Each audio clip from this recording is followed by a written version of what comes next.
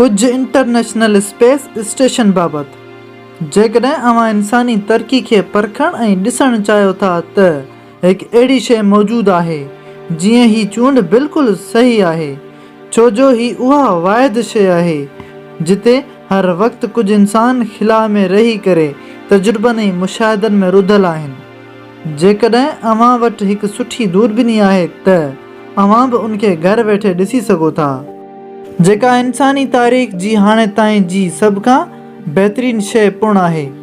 जेकॾहिं अवां खां को माण्हू उहो पुछे त काइनात में इंसानी हथनि सां ठाहियल सभ खां क़ीमती शइ कहिड़ी आहे, त अवां जो जवाबु इंटरनेशनल स्पेस स्टेशन हुजणु घुरिजे, छो जो उन ते हाणे ताईं 17 मुल्क मिली करे $200 अरब ख़र्च करे चुका आहिनि। इंटरनेशनल स्पेस स्टेशन खे 1998 में उमाणियो वियो हो। हीअ अॼु ताईं खिला में ज़मीन जो चकर लॻाए रहियो आहे, जेको हिकु फेरो 90 मिंटनि में पूरो कंदो आहे।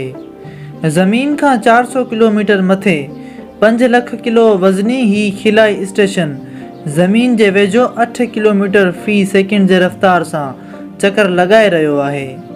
उन खिलाई स्टेशन में 6 खिलाबाज़ हर वक़्तु मौजूदु हूंदा आहिनि। जेकॾहिं अवां खे ज़मीनी मथाछिरे ते को टुॿिको तेज़ रफ़्तार सां हिकु किनारे खां ॿिए किनारे ताईं वेंदे ॾेखारिजे त उहो इंटरनेशनल स्पेस स्टेशन ई आहे।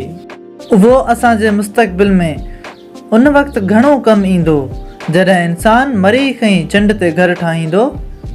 इंटरनेशनल स्पेस स्टेशन 2030 ताईं कमु कंदो। उनखे ॾिसंदे 2028 ताईं नासा हिकु न्यू खिलाई स्पेस स्टेशन ठाहिण में रुधल आहे। उन सां गॾोगॾु चीन बि तियांगांग ऐं इंडिया गगनयान नाले खिलाई स्टेशन मोकिलींदो, जेको कुझु वक़्त जे लाइ ज़मीनी मदारी में रहंदो, जॾहिं त रूस उहो पहिरियों खिलाई स्टेशन उमाणींदो जेको ज़मीन जे बजाए चंड जी मदारी जो चकर लॻाईंदो। वधीक हेठि ॼाणायल लिंकनि वसीले अवां उन बाबति वधीक ॼाणे सघो था।